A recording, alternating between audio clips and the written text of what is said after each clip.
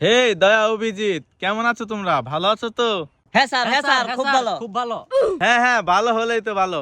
আচ্ছা দয়া, তুমি যে মেয়ে দেখতে গেলা, মেয়ে কি পছন্দ হয়েছে? আমাদের কি বিয়ে শাদী খাওয়াবা না? স্যার, আমি তো মেয়ে দেখতে যাই না, আপনার ভুল ইনফরমেশন কে দিল? কেন? অভিজিৎ বলেছে। এই দয়া, তুমি মিথ্যা কথা বলো কেন? আমি ফোন দিলাম, তুমি না বললা যে তুমি মেয়ে দেখতে যাবে? ও, আমি তো মেয়ে দেখতে যাই নাই স্যার, আমি তো গার্লফ্রেন্ডের সাথে দেখা করতে গেছিলাম। তুমি এই গার্লফ্রেন্ডের সাথে দেখা করতে যাবে বলে তুমি আমার কাছ থেকে ছুটি পাস করিয়েছো অভিজিৎ। এ স্যার 007 রিপোর্টিং অফিসার স্যার। ওই যে পাপ করছে, ওর শাস্তিটা কি হবে তুমিই বলো অভিজিৎ। স্যার, ওর এই মাসে বেতনটা কাটিং করে দেন, আমরা দুজনে মিলে অর্ধেক অর্ধেক দিয়ে কক্সবাজার যাবো।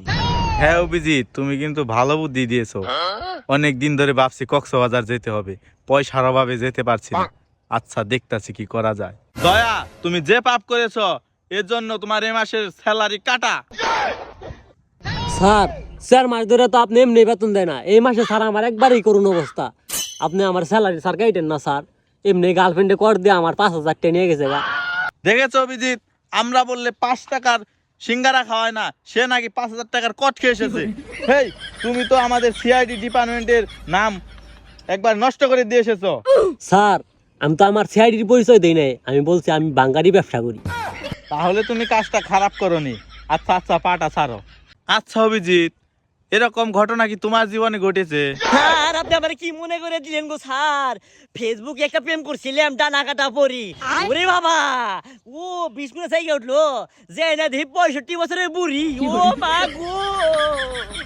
তাই তো তোমার চেসেজের কোনো উন্নতি নাই, তোমাদের দিয়ে সংসার হবে না। স্যার, আপনার জীবনে কি এরকম কোনো অসাংঘাতিক কোনো ঘটনা ঘটছে?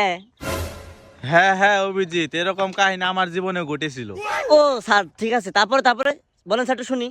তার নাম ছিল অ্যাঞ্জেল পরি। তার সাথে আমার অনেক ভালোবাসার কথা হতো। এক পর্যায়ে তার সাথে আমি দেখা করতেও গেছি। কি বলবো দুঃখের কথা, যার এই কম হেই কব সুদির বেটা। কোন স্যার আমরা একটু শুনি স্যার। অভিজিৎ, তোমার তো তাও 65 বছরের একটি বুড়ি জুটছিল। আমার বুড়ি জুটলেও নিজেকে আমি মানে নিতে পারতাম। আচ্ছা, শালির ঘরে শালি ছিল হিজড়া। তারপর থেকে আমি আমার মেসেঞ্জার, ফেসবুক সব আনইনস্টল করে দিছি। এই সব কাহিনী জানে আমার জীবন আর না ঘটে। আচ্ছা অভিজিৎ, স্যারের এই কাহিনীর মানে বুঝতেছো তুমি? কি মানে কি? স্যার হিজড়ার বয়ফ্রেন্ড আছিল। দয়া অভিজিৎ, তোমরা কানে কানে কি বললে তোমরা হাসাহাসি করছো? আমাকেও বলো, আমি একটু হাসি। স্যার, এটা শোনা যাবো না, এটা শুনে আপনি পাপ হবো। স্যার, ওই যে আমাদের একটা কেস পেন্ডিং ছিল, ওই লোকটা আমাকে সকালে কল দিয়েছিল যে তাদের কেসের কি অবস্থা। স্যার, ওটা কি করবেন তাহলে? হ্যাঁ অভিজিৎ, তুমি তো ভালো কথা মনে করিয়ে দিয়েছো। আচ্ছা দয়া অভিজিৎ, চলো।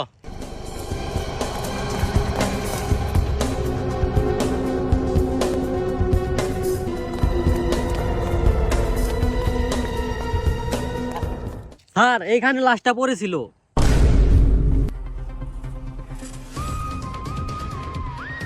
অভিজিৎ, এখানে লাশটা পড়েছিল, এর মানে বুঝতাছ? কি স্যার? তার মানে লাশ এনেই পাওয়া গেছে।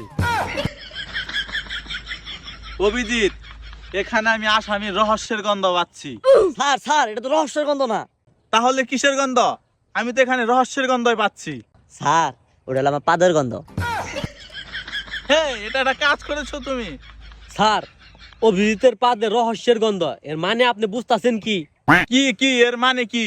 স্যার, অভিজিতের বাসায় মনে হয় 7 দিন ধরে খালি মূলা তরকারি রান্না হয়েছে, তাই অভিজিতের পাদে রহস্যের গন্ধ। কথাটা সত্য হলেও যুক্তিকর, ঠিক আছে।